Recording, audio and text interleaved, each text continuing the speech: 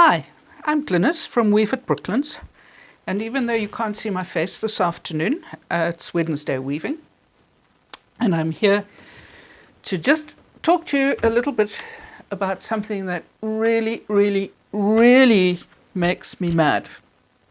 And that is when I see people weaving right up close to the heddle, so close to the heddle, in fact, that when they put their shuttle through to weave that particular pick, they really struggle. That's just silly. It's counterproductive and it's uncomfortable, but more importantly than that, it's not very good weaving practice. When we're weaving on our looms, there is an area sort of more or less in the center of the space between the heddle and the cloth roller, which is the optimum space for weaving. Now, it's never good practice to weave too close to your roller, and as I've just demonstrated, it's never good practice to weave too close to your reed either. If you look at the construction of my loom, and this is just a guideline, it's not a rule or anything, it's just my way of kind of gauging my progress.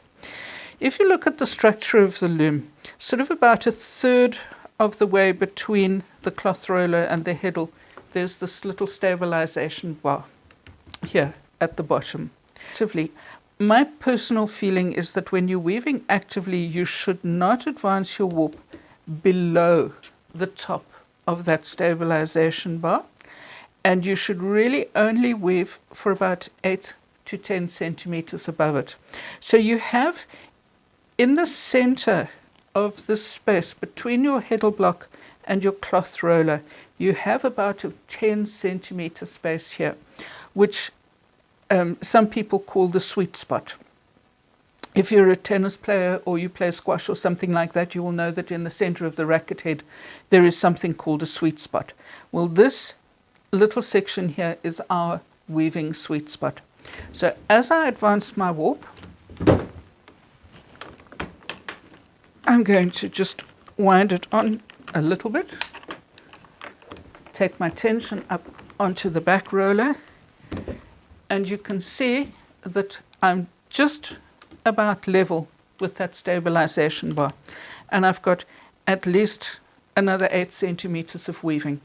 Always best to advance your weaving more frequently rather than less frequently. You get a better beat and it's more comfortable altogether. But more importantly than that, you get a uniform beat, because if you advance your warp too close to the cloth roller, what happens is we get into a rhythm. It's kind of like a muscle memory thing, where we take our heddle out of whichever shed it happens to be and we bring it forward towards the fell line.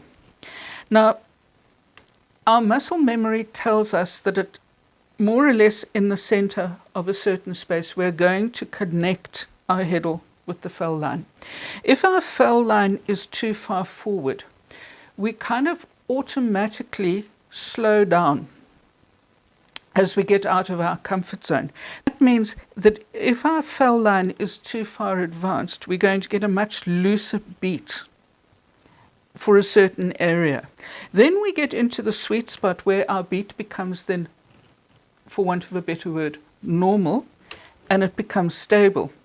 And then if our fell line advances too close to the reed, we take our heddle out of whichever positions it's in, and we're moving faster than we would be if we were going to connect with the fell line in the center of the sweet spot. So we actually are beating harder.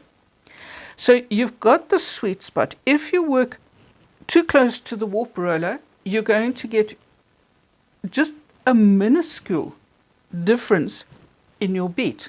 And if you work too close to the heddle, you're going to get a similar minuscule fluctuation in the intensity of the beat, but it's going to go the opposite direction. And if you were to take your cloth off the loom and hold it up to the light, you would be able to see very clearly where you had beaten more firmly and more loosely. And that as a result. Not only, I will qualify the statement by saying not only the result of not advancing your warp frequently enough, it can be caused by other things as well, but that is one of the principal causes of that sort of fluctuation in texture in your weaving. I hope this helps. Please remember that if you're looking for more weaving information and tips and tricks and lots of in-depth studies into techniques, patterns and projects, you will find a whole lot more material on my Patreon page. The link is in the box above the text box, just underneath the banner. You'll see it there. And I just hope this helps. Happy weaving. Have a good week. I'll see you next Wednesday.